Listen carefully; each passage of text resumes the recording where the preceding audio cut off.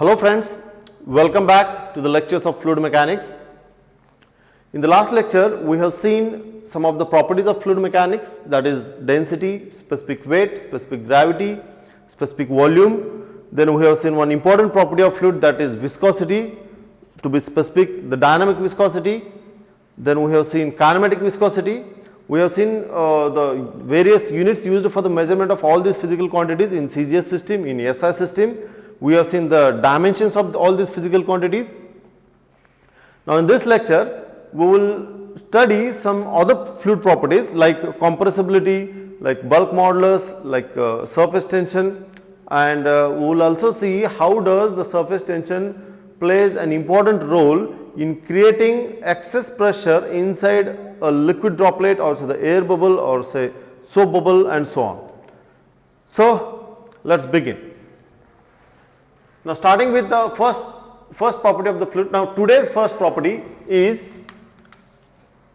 the compressibility.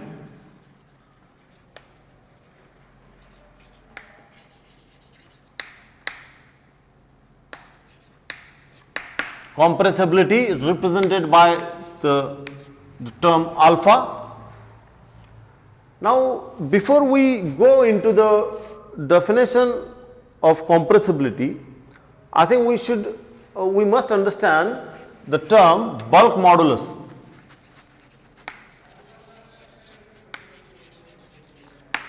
Bulk modulus of elasticity represented by the letter kappa.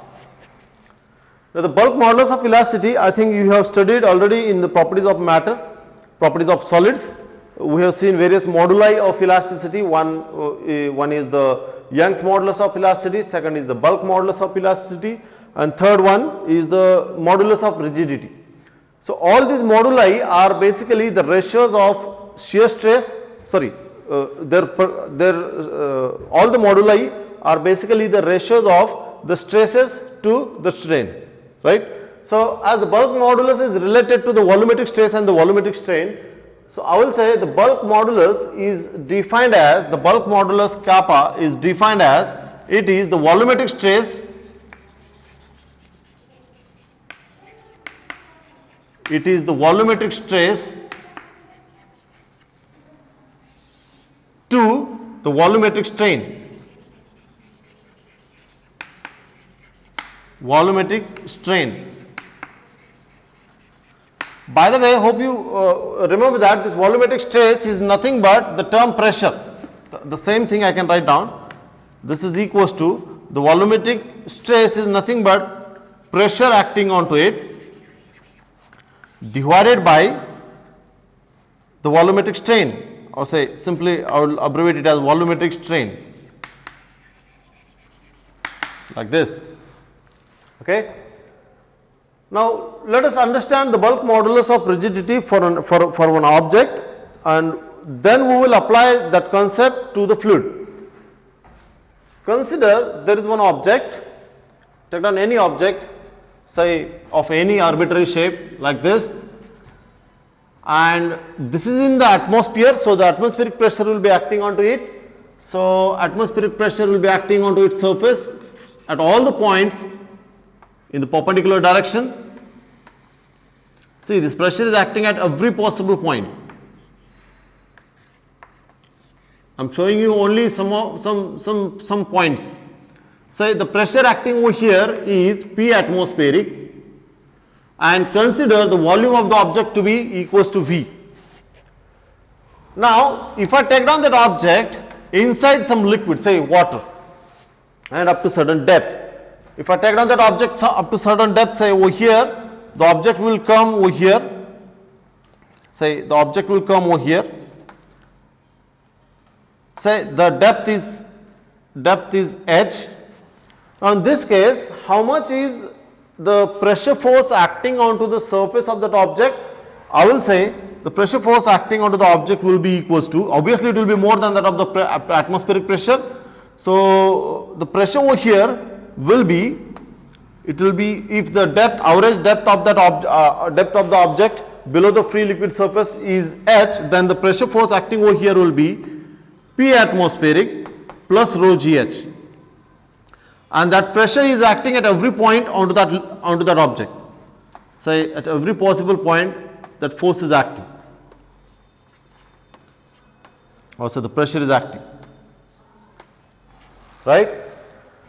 Now initially the volume of the object was capital V. Now due to the excess pressure acting onto it, the object will shrink. I mean the volume of the object will reduces by certain amount. By how much amount? I don't know exactly by what fraction, it depends upon the material to material, it varies. But consider there is somewhat reduction in the volume of this object when it is taken from the atmospheric pressure to somewhat higher pressure, and the next volume is, let us say this is the next volume, I mean the object has got shrinked down to this volume. So whatever this space over here is, the space over here which is the reduced volume, let us say it is delta V.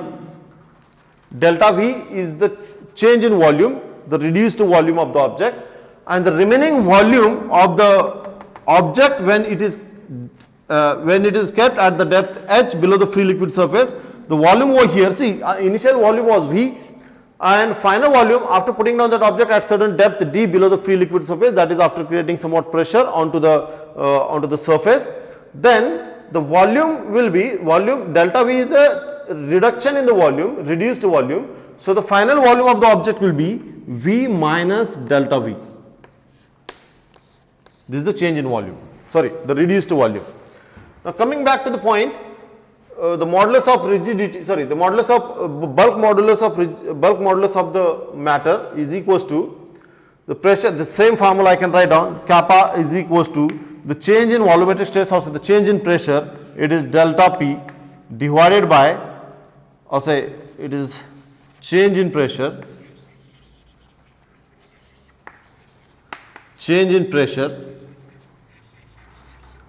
to the volumetric strain. If this is the case, then I can write down kappa is equals to the bulk modulus is equals to the change in pressure. How much is the change in pressure? I'll say this is the first state and this is the second state. So then the change in pressure, I will say it as equal to delta P. So delta P divided by, now the volumetric strain means it is the change in volume per unit original volume. So how much is the change in volume? Change in volume means what? The final volume minus the initial volume. So the volumetric strain can be written as, it is the change in volume. Change in volume means the final volume. How much is the final volume? That is V minus delta V.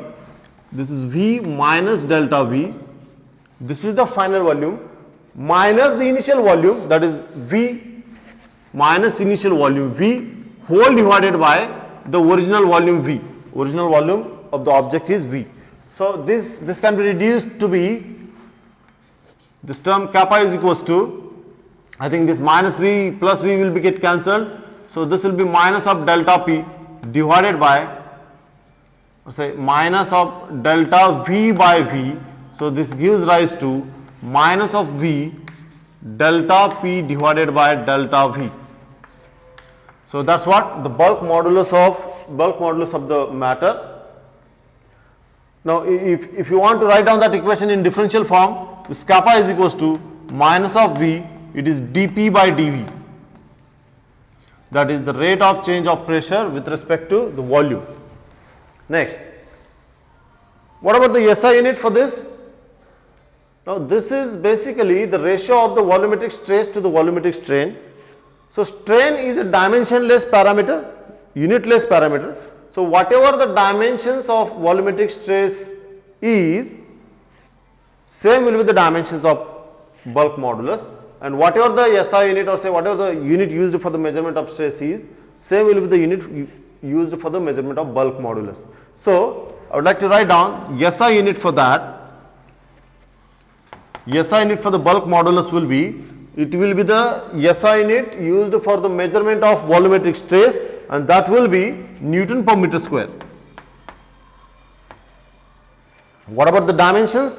the dimensions of bulk modulus will be the dimensions of the volumetric stress, and the dimensions of volumetric stress are m1, L minus 1, T minus 2. So these are what the dimensions of bulk modulus, right? Now coming to the main property, that is the compressibility of the fluid. Now in general I can say the compressibility of the fluid is nothing but it is the ability of the fluid to get compressed, up to what extent it may be get compressed, and the measure of that ability is nothing but compressibility. For example, if I take down some gas into the gas chamber or say in piston cylinder arrangement, and if you apply some external force, it will be get compressed.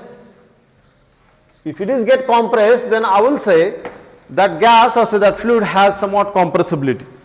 But in a case if it didn't get compressed easily, then I will say it has a lower compressibility. Like say this is say some piston cylinder arrangement and somewhat gas over here of certain volume.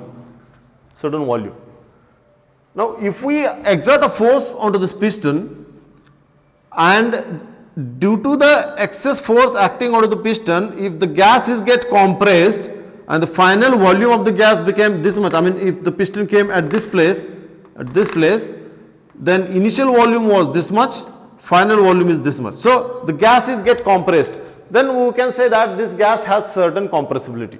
I mean it will have a compressibility in terms of some finite number. But instead of a gas, if I take down some liquid like water or say mercury, any liquid, and if I put down that into the piston cylinder arrangement and if I exert a force onto that, you will find it to be very difficult to compress the liquid. Perhaps the liquids, all the liquids are highly incompressible. So we can say that that liquid has, or say that particular fluid has lower compressibility. Now this is in general and in simple language I have defined the term compressibility. In scientific way, how it is defined, let us see.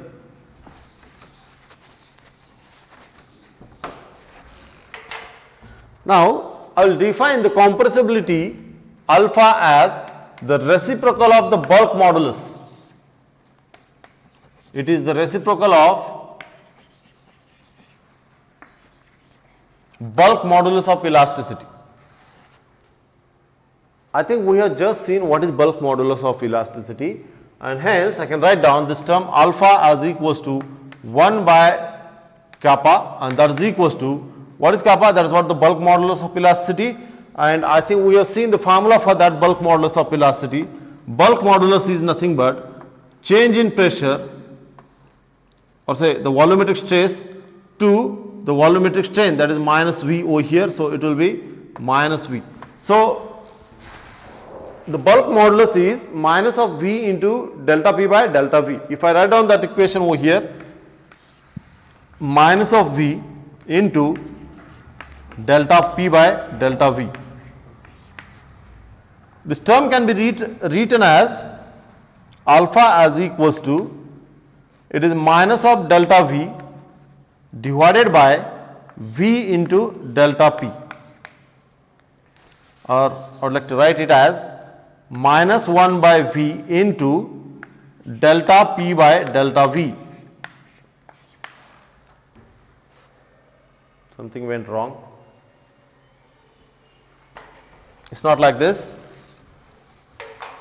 This will be, the delta V will go into the numerator. So I would like to write down minus 1 by V aside, and delta V will go into the numerator. So it will be delta V divided by delta P, and that's what the compressibility is. If you want to write down the equation for the compressibility in differential form, you can write down, we can take down this delta P, which is basically the change in volume, that is the finite change in volume, to the finite change in pressure. If we reduce, if I make this delta P tending to 0, if I put on the limits with delta P tending to 0, both the terms will be very small, and this equation can be get reduced to one more form, that is alpha is equals to minus 1 by V dV by dP when temperature is kept constant. So that's what one more condition, I forgot to mention that. Now that's the compressibility. What about the SI unit? SI unit for the compressibility, we know it is the reciprocal of the bulk modulus. So bulk modulus kappa has the SI unit Newton per meter square. So alpha will have the unit, it is alpha is equals to 1 by kappa. So this is equals to meter square, its SI unit is meter square per Newton. Next, about the dimensions will be, again I would like to follow the formula of alpha, that is equal to 1 by kappa, which is the bulk modulus. So and that is equals to, the dimensions of bulk modulus are m1 L minus 1 T minus 2. So if I take down all these dimensions into the numerator, the powers, the sign of the powers will be get changed, and the compressibility will have the dimensions m minus 1 L1 T2. So that will be the dimensions of compressibility.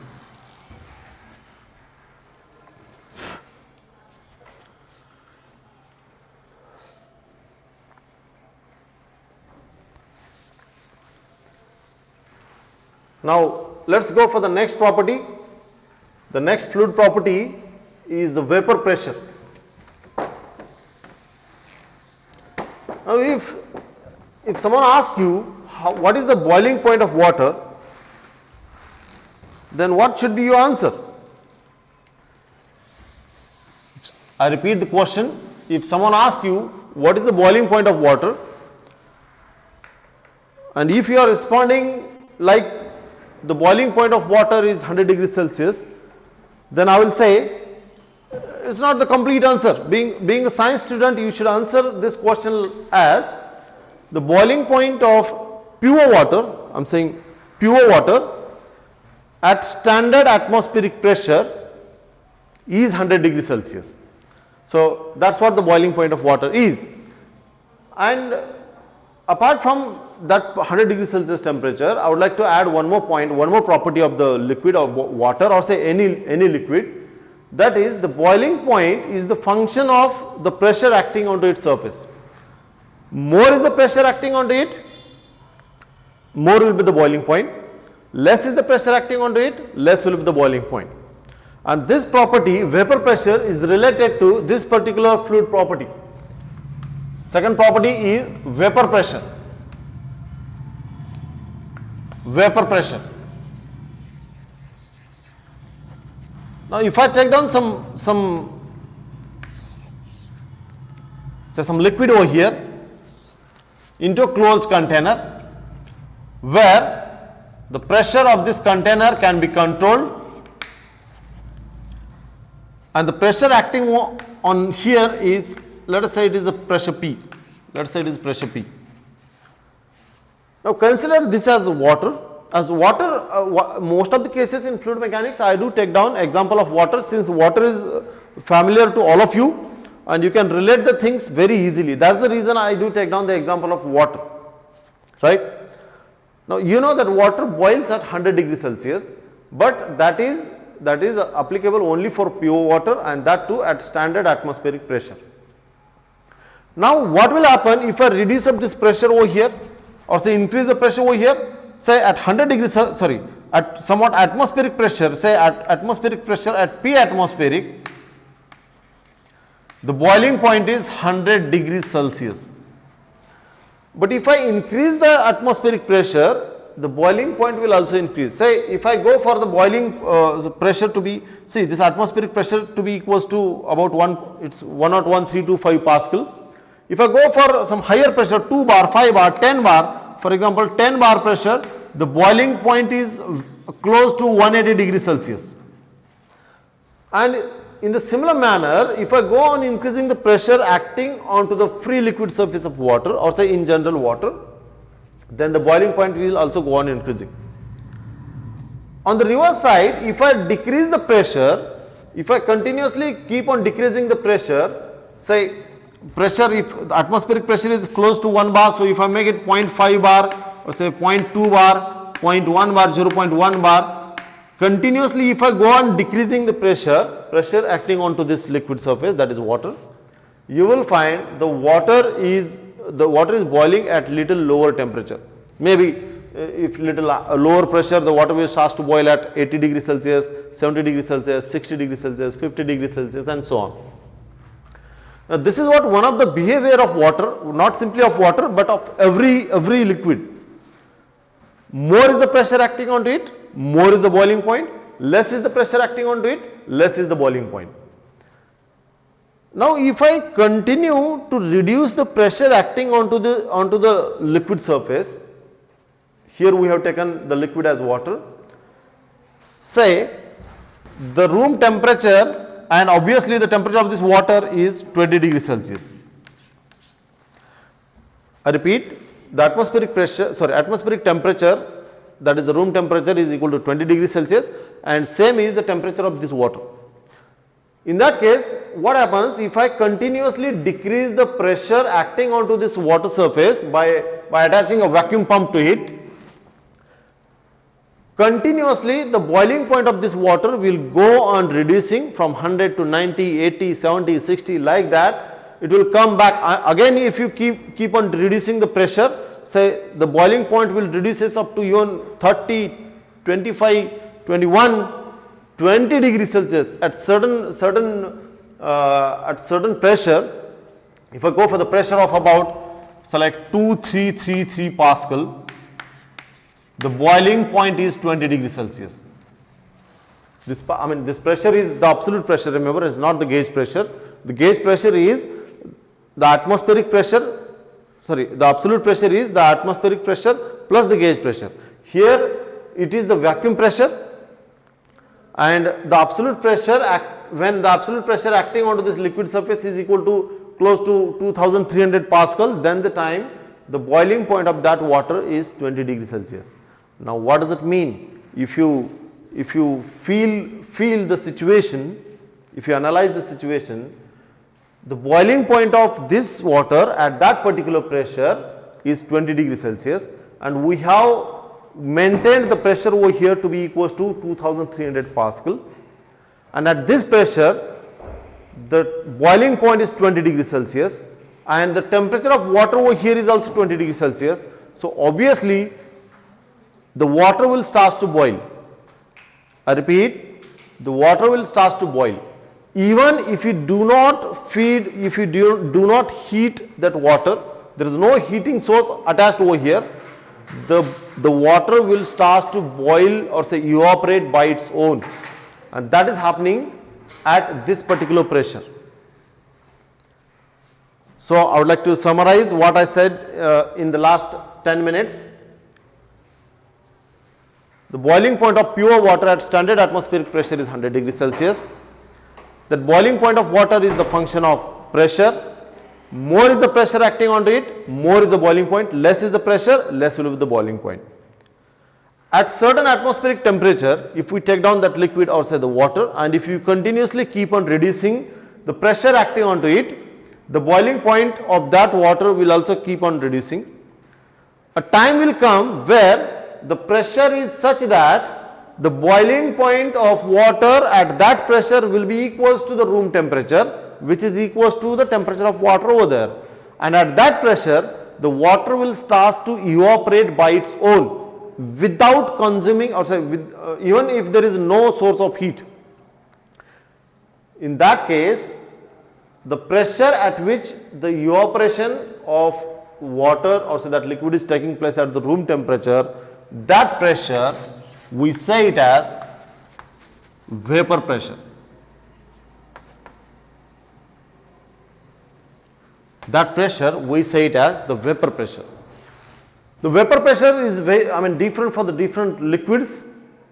For example, I have given you the example of water. For water, the vapor pressure is 2300 Pascal. It again varies with respect to the room temperature. If the room temperature is 20 degrees Celsius, it will be 2333 Pascal something. If the room temperature is more, like today's room temperature is about 30 degrees Celsius, so this pressure will be little more. If you want to get exact vapor pressure at that every temperature, then you can get it from the steam table. But this is what the concept of vapor pressure is. One typical example of vapor pressure I would like to give you. I just mentioned that the vapor pressure is is different for the different fluids. For example, for water vapor pressure is over here.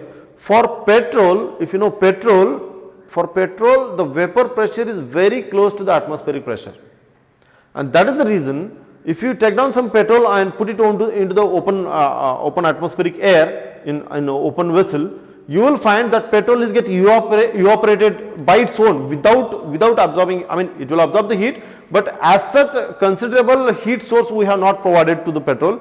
Just take down some petrol and pour it over here onto the flat surface. After a few minutes you will find it has got evaporated, it has got vanished up. Where does that petrol gone off? That petrol has got evaporated. But why it has got evaporated, why it has got boiled and converted into the gaseous state? This is due to the reason the vapor pressure of petrol is close to the atmospheric pressure. And like that, every matter, every liquid has different vapor pressure. It depends upon how much is the bonding between the molecules and so on. So that's the concept of vapor pressure.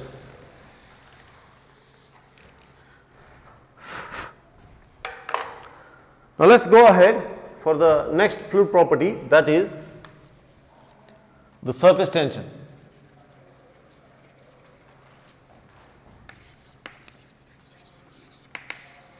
The surface tension represented by the letter sigma. Now before I proceed to the concept of surface tension, I would like to introduce few more terms over here, and these are necessary for understanding the concept of surface tension. First of all, the cohesive force.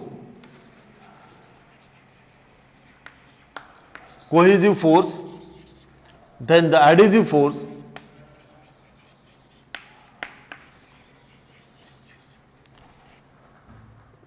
adhesive force, then the molecular range,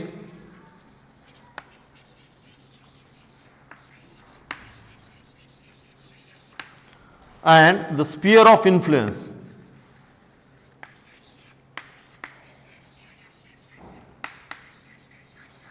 The sphere of influence.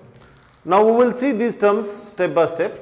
What is cohesive force, what is adhesive force, molecular range and sphere of influence, and after understanding all these terms we will shift up to the concept of surface tension. Now if you take down liquid, again take down the example of water. Say some water, if I take down some water and if I throw up onto the glass sheet, for example it's a vertical plate or a vertical wall, and if I throw up some water over here, say this is the solid region, if I throw up some water over here, some water droplet, you will find some droplet will fall down, whereas some of the liquid droplets will stick up with the wall and will remain into this position. They will remain into this position. Some liquid droplet will be over here. They will be sticking up with the wall. They are not falling down. Whereas this liquid droplet has certain mass. As this droplet has certain mass, so it will have somewhat weight, and that weight will be acting vertically downward direction. That is equals to mg. But still that liquid droplet is not falling down and remained stationary, and that too in the static equilibrium in contact with the solid surface like glass sheet or say the steel, whatever. It means that there has to be a force acting onto that droplet in vertically upward direction also. Now as such there is no other force visible from here. There might be the buoyant force, but that will be very negligible compared to the size of this droplet.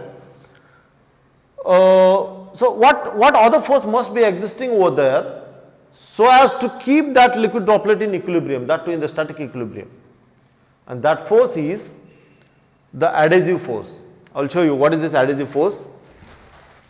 See, the adhesive force is nothing but it is the intermolecular force of attraction between two molecules of different matter. I repeat, adhesive force is the intermolecular force of attraction between two molecules of different matter. This is first of all the molecular force, the force existing between two molecules. Now over here in this example, I will say these are the molecules of water, and say if this is the glass sheet or say the glass wall, then I will say these are the molecules of the glass. So what happens is, as they are in contact with each other, this is the glass molecule, or say this is the glass molecule, and this is the water molecule. So as these two molecules of different matter, one molecule is of water and second molecule is of the glass, these two molecules are of different matter and they are in contact with each other. So they exert intermolecular force of attraction onto one another. The molecule of water will pull the molecule of glass, whereas the molecule of glass will pull the molecule of water close to each other. And due to this, what happens is, while this water molecule is trying to come down due to the influence of the gravity, the glass molecule keeps it holding by pulling it in vertically, in that direction. And every molecule over here, which is in contact with the solid surface, will be get pulled over that side, and that force is exerted by the molecules of the glass, whereas the molecule over this side are the molecules of glass, molecule of this over this side are the molecules of water, and there exists intermolecular force of attraction between two molecules of different matter. One matter is water, second matter is glass, and such a force we say it as the adhesive force. Next, now let's take down the case of the cohesive force. What is this cohesive force? Cohesive force is nothing but it is the intermolecular force of attraction between two molecules of the same matter. One molecule is of water and second molecule is also of water. For example, say if I take down some liquid droplet, a liquid droplet lying onto the flat surface of table or say some tiles. There are a few other droplets also. Now, by force, if I try to bring these two liquid droplets close to each other, and say this second droplet I have brought close, a little closer, again little closer over here. Now, at such a moment, at such a position, see these two liquid droplets are away from each other. The separation distance between their surface molecules is very small, maybe in terms of few millimeter, 1, 2, 3, 5 mm. Now, when these two surfaces are very close to each other, and at certain moment, and I am continuously decreasing the distance between two droplets, and they are coming closer and closer. The moment when these two surfaces touch each other, see, they were moving slowly under the influence of certain slope or say certain force. The moment when these two droplets touch up each other, immediately they will collapse and they will form one droplet. Now, why it is happening? That additional force I didn't apply. So, what brought these two molecules immediately close to each other and they form a single molecule? This is due to the intermolecular force of attraction between the molecules of water of this droplet and molecule of water of this droplet. The moment when they comes close to each other, they will exert intermolecular force of attraction onto one another, not simply by this molecule but all other molecules which are closer. They will exert intermolecular force of attraction onto one another, and immediately these two droplets will combine together and forms a single droplet. Now, this particular physical phenomena is happening just due to the concept of or say the existence of cohesive force. I repeat the definition of cohesive force. The cohesive force means it is the intermolecular force of attraction between two molecules of the same matter. This molecule is of water. This molecule is also of water. See, in earlier case, in case of adhesive force, there was intermolecular force of attraction, but that was existing between two molecules of different matter. One matter was water, second matter was glass. Whereas in this case, cohesive force, there is the intermolecular force of attraction between two molecules of the same matter. First molecule is of water, then second molecule should be also water. So that's what the cohesive force is. Now let's go ahead for the molecular range.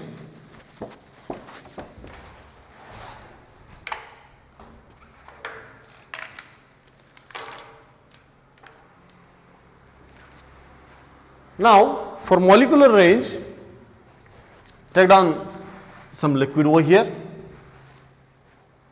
and if I take down a molecule over here, say this is one liquid molecule, this is one liquid molecule, or say small one, this is one liquid molecule. Now this liquid molecule is surrounded by all other molecules. If this is water, if this is water, we have taken some water into the vessel. Now this molecule is of also water, H2O, and this molecule is surrounded by all other H2O molecules. Everywhere the molecules are of H2O. If this is the case, then what happens is, see, this molecule exerts intermolecular force of attraction onto the adjacent or say surrounding nearby molecules. That's clear. Since that force exists by its own, by the nature has decided that, right? So the water molecule exerts a force onto the adjacent water molecules, and in what way? As the adjacent molecules are also of water, so whatever the kind of force they are exerting, that will be the cohesive force. Next, that molecule, so that intermolecular force of attraction or repulsion, whatever, here we will be dealing with the attractive force. So intermolecular force of attraction has a very small range, or say they are applicable, or say they exist for a very short distance. They are not, they do not exist for a long distance. For example, like in case of gravitational force, or say electrostatic force, that electrostatic force exists for a very long distance. That is not the case in case of molecular force. So intermolecular force, they exist for the distance in the range of 10 to the power minus 10 meters something. So not exactly 10 to the power minus 10, but close to that, the range I told you. Now the distance up to which this liquid molecule can exert a cohesive force onto other molecule, that distance we say it as the molecular range. In case if this H2O molecule can exert intermolecular force of attraction up to this distance over here, and obviously this distance is applicable in every direction. So this is represented by R, and we say that as the molecular range. That is the molecular range, right? Next, now let's come to the sphere of influence. Sphere of influence is that if you take down any one of the molecule into the consideration and take down that molecule as the center point, and taking down molecular range R as the radius, if you imagine a sphere, the sphere may be something like this. If you imagine a sphere like this, I will say, see, this is first of all the imaginary sphere, not the real one. We have simply imagined it. This is the molecule, central molecule of H2O, or say any liquid that we have considered and taken that point as the center point, and taking down the molecular range of that liquid molecule as the radius, we have considered one sphere. Now what is molecular range? It is the maximum distance up to which a molecule can exert intermolecular force of attraction. And taking down that as the radius, we have considered one sphere. So it is clear that whatever the number of molecules which are coming, or say which are existing within that sphere, they are under the influence of the intermolecular force of attraction exerted by this central molecule. I repeat, this is the molecular range. Molecular range is the maximum distance up to which a molecule can exert intermolecular force of attraction onto another molecule. Taking down that distance as radius, if we draw a sphere surrounding, taking down that central molecule as the center point, we will get imaginary sphere. Now it is clear, whatever the molecules which are there within that sphere, they will be under the influence of the intermolecular force of attraction exerted by the central molecule, since all these molecules are within the molecular range of this molecule. And this sphere, imaginary sphere, we say it as the sphere of influence. We say it as the sphere of influence. I hope all these concepts are being clear to you, and if it is so, then we should go for the concept of surface tension.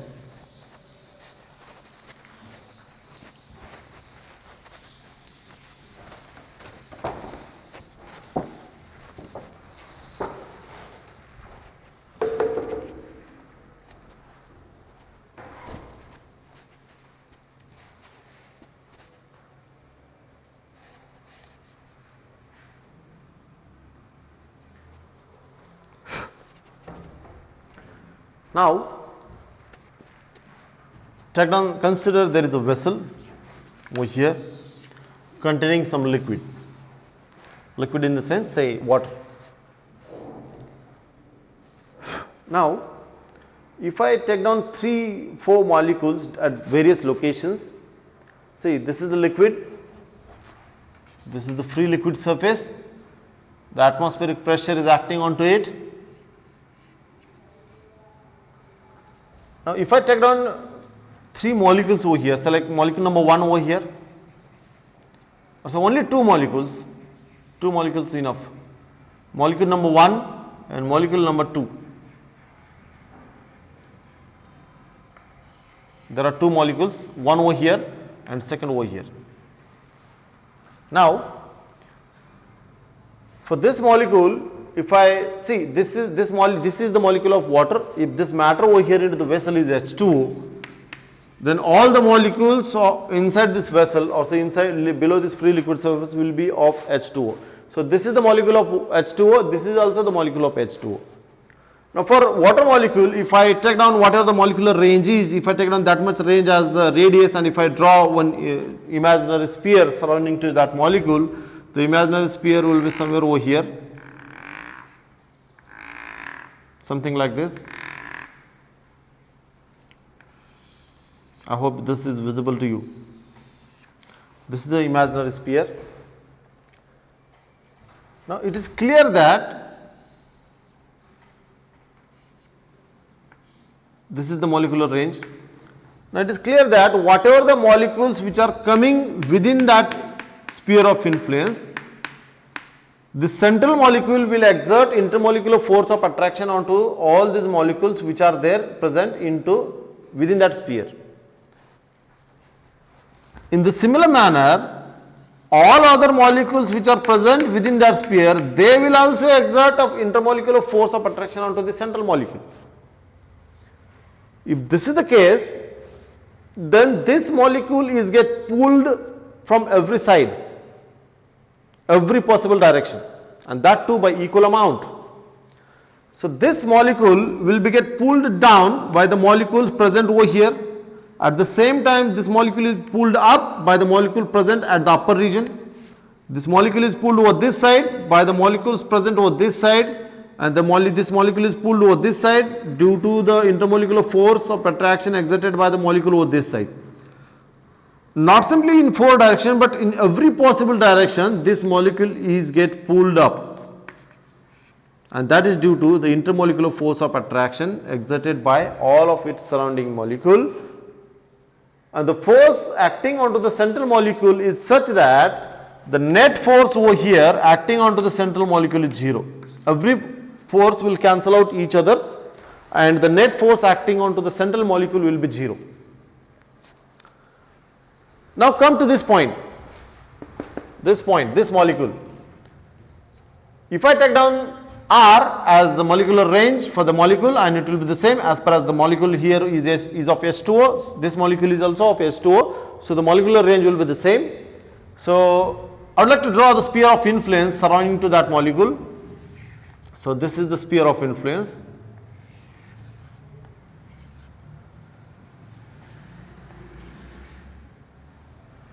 This is the sphere of influence. Now it's clear that all the molecules which are present, all the water molecules which are present within that sphere of influence will experience intermolecular force of attraction exerted by this molecule. In the reversed manner, I can say that all the molecules present into this sphere of influence will exert a force onto the central molecule also. So if I draw all these force vectors, I will get a force acting onto the central molecule in vertically downward direction. This is due to the reason some molecules are present over here. Some molecules are present over here, so they will exert a force in this direction. Some molecule will exert a force in this direction. Some molecule will exert a force in this direction. Some molecule will exert a force in this direction. But there is no molecule to exert a force in vertically upward direction, since this is the region of air. This is the atmospheric air. There is no water molecule. So for this second, this is the first one, or say this is the molecule A, and this is the molecule B. For molecule B, which is at the top surface of the liquid, that molecule B will experience intermolecular force of attraction from lower side, I mean from the in the horizontal direction as well as from the lower direction. But in vertically upward direction, there is no other molecule present over here into this half hemisphere of sphere of influence to pull it up. So what is the result of this? For this molecule, the net force acting onto it is not equal to 0. The reason is most of the force vectors are in downward direction, and as a result of that, if you take down the vector sum of all these forces, you will find this molecule experiences some net vertically downward force F. And under the influence of this force F, this molecule is get pulled down little bit, I mean pulled down vertically downward direction. This is not simply happening with one molecule over here, but every other molecule onto the free liquid surface over here. Every possible molecule which is exposed to the air, perhaps some of the molecules may be, some molecule may be over here, and for this molecule the sphere of influence is over here. So the forces acting onto this molecule will be in this direction, will be in this direction, this direction, this direction, this direction. So such molecule is also will also experience a net force in vertically downward direction. Since the number of molecules above it, number of water molecules present above it in the sphere of influence and below it in the sphere of influence, so the molecule below it are more, so the intermolecular force of attraction exerted by the molecule below it, and that too within the sphere of influence, will be more, and that molecule will also experience a net force in vertically downward direction. And that is the reason whenever any of the liquid surface is exposed to some atmospheric air or say any gaseous medium, the molecules which are there onto the interface, or say which are there in contact with the gaseous molecules, there is no other liquid molecule present over this side to pull it vertically upward or say in that direction, and that is the reason all these molecules will experience a force in the direction towards the liquid, and literally the layer of liquid is little get pressed, it is get pulled inside in downward direction, in the direction of towards the liquid. Now this is happening. See, it is get pulled doesn't mean ki by few centimeter. That displacement of that fluid layer is very minor, very small, right? That cannot be recognized by naked eyes, but it is there. Next, now the same phenomena, with the aid of same phenomena, I would like to explain one more thing.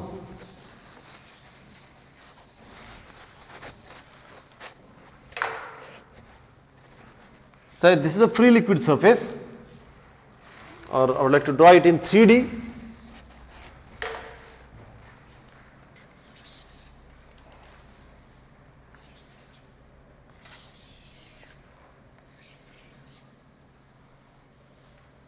What I am drawing.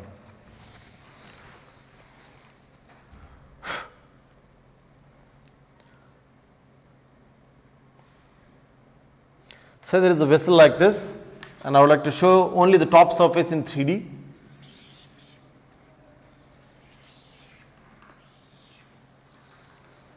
So this is the vessel, and this is the top surface, top liquid surface,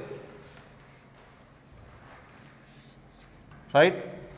And that too the circular top surface.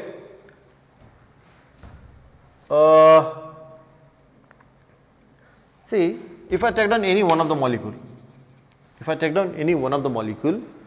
We know that before that, one more concept. So this is the free liquid surface. We have seen that the molecule over here is get pulled down, pulled over this side, pulled over this side, right? Now the moment when this liquid molecule is exposed to the gaseous state, gaseous medium, it will experience a net force in the direction towards the liquid, and it will be get little pressed or say little displaced in that direction. And after getting displaced, so there will be intermolecular force of repulsion also. So that's why at certain state that will be under equilibrium. But at the same time, the molecules which are present onto the surface over here adjacent to it in all radial direction, that too in the horizontal plane or say the plane of that liquid surface, these surrounding molecules exert intermolecular force of attraction in this direction, perhaps in every radial direction. Now this is not simply happening with one molecule. Every other molecule is experiencing a force in or say along the surface. Every other molecule is experiencing a force along the surface. So every molecule is pulling the adjacent molecule towards it, right? So what is happening? If such kind of forces are existing, so all the molecules on the free liquid surface over here, free liquid surface, what do you mean by free liquid surface? I don't have any example over here. Okay, in this example I would like to tell you, free liquid surface means, see, there is somewhat liquid into this vessel, so out of which if I locate or see if I trace out the liquid surface, I will say this is the top liquid surface. In the similar manner, जैसे कि यहाँ पे एक circular surface है, वैसे वहाँ पे bottom में भी circular surface रहेगा, but that is not, I mean, अगर transparent bottle है तो visible होगा, but it will be a flat surface. And the next one is this curved surface, the lateral surface of the cylinder, right? So out of which this lateral surface of water and the bottom surface of water is in contact with the vessel, that is with the solid, whereas the top surface of the liquid is not in contact with the solid but in contact with the gas, and that surface we say it as the free liquid surface.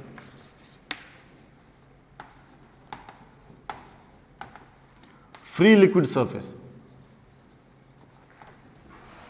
And that free liquid surface, if you take down any of the molecule, you will find that molecule is get pulled over this side, is get pulled over this side, is get pulled over this side, this side, in every possible direction it is get pulled, and that is due to the concept of surface tension.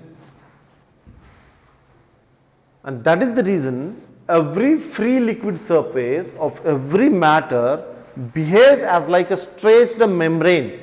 Stretched membrane means, if I take down a balloon, say this is the balloon, if I take down a balloon and if I trace out any of the point over here, any of the, if I by a marker pen, if I put down a point onto the balloon, then you will find that this particle or say the molecule of that balloon, rubber over here, is get pulled over this side, is get pulled over this side, is get pulled over this side, it is get pulled over this side. So in every tangential direction, tangential to the surface of that balloon, that molecule is get pulled. And that is the reason this membrane of the balloon is like a stretched membrane as far as there is somewhat pressurized air inside it. In the similar manner, the free liquid surface of any liquid, even it appears to be like simple and steady and like relaxed, but still that free liquid surface is like a stretched membrane, like that of the membrane of a balloon, membrane of our skin, right? So that's what the stretched membrane is. Okay, stretched membrane means literally there is physically there is a membrane and easily anything cannot penetrate easily into it. So that membrane first of all gives some opposition for any object to go inside the water, whereas that force is very small, that we'll see afterwards. So this is all about the free liquid surface and surface tension. Now come to the point surface tension. We'll see what is this surface tension. Now if I imagine one line,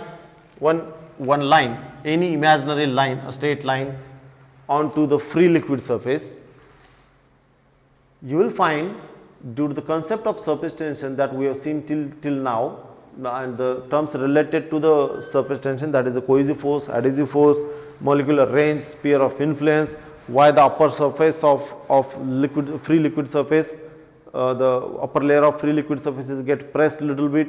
So due to all these physical phenomena, the molecules, now if I imagine a line, a straight line onto a free liquid surface, and if I try, if I find the molecules and behavior of the molecules, you will find that all these molecules are get pulled by the adjacent water molecule in the direction perpendicular to that imaginary line. So the molecule over here is get pulled over this side, at the same time it will be get pulled over this side. The molecule over here will be pulled over this side, over here, whereas it is get pulled over this side. The molecule over here will be pulled over this side, same over this side, and so on, and so on.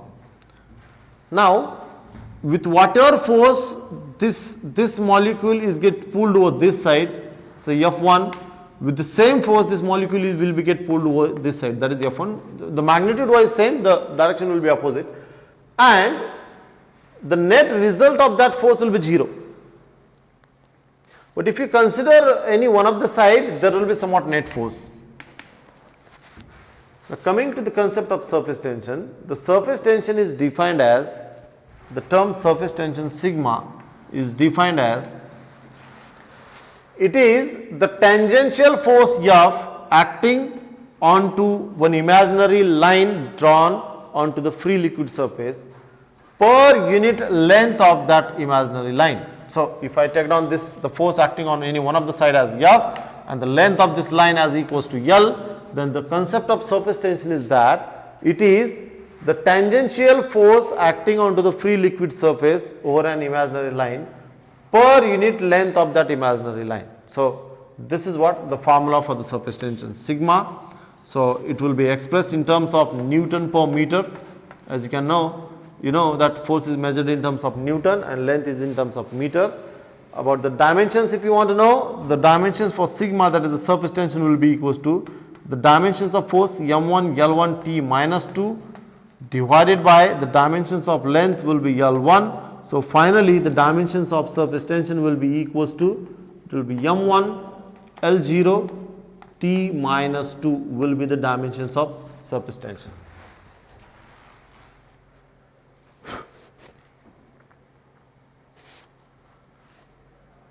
I think we have cleared most of the concept related to the surface tension. Now this concept of surface tension is very important. It plays an important role in creating some excess pressure inside the liquid droplet. For example, if I take down some liquid droplet over here, say this is the liquid droplet. Liquid droplet means some water droplet. Take down some water. See, water, if you take down into the vessel, over here how much is the pressure? The pressure over here is the P atmospheric, the pressure at the top surface, right? But the moment when you take down some water out of its top surface and throw it into the air, while the droplet is into the air and it is moving ahead, then the time how much is the pressure inside this droplet? If you say it is equals to atmospheric pressure, then I will say that is not the appropriate answer. For a free liquid surface, the pressure over here is little more than the atmospheric pressure. Little more. I mean, that increase in the pressure is very small, but still it is not exactly same as that of the atmospheric pressure, even if that droplet is in the atmospheric air. In the similar way, if you take down the soap bubble, you might have seen kids keeps on playing with the soap bubble. They put down that ring into the soap solution, and if they blow up the air, it produces some soap bubble. Soap bubble over here, they are being very light. A bubble made up of some soap solution. Outside the soap, that bubble, it's atmospheric air. It is the air. Inside also it is the air. But surprisingly, the pressure of this air is the atmospheric pressure, and the pressure of this air is not atmospheric pressure. The pressure over here is more than that of the atmospheric pressure.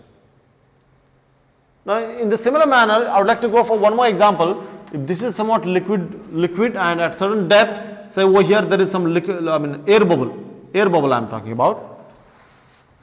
Say you might have seen some small air bubbles or say any of the gases bubbles at the base of some cold drink. If you take down some cold drink, cold water also into the glass, then some small air bubbles are get produced over here, are formed over here.